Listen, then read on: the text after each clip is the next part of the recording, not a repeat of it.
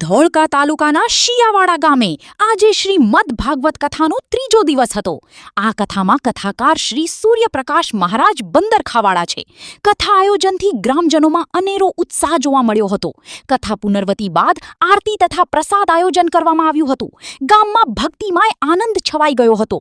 આ કથામાં મોટી સંખ્યામાં મહિલા મંડળે હાજરી આપી હતી। આ કથાનું આયોજન બળિયાદેવના મંદિરે શિયાવાડામાં કરવામાં આવે છે। રિપોર્ટર રોહિત બેલદાર, ધોળકા।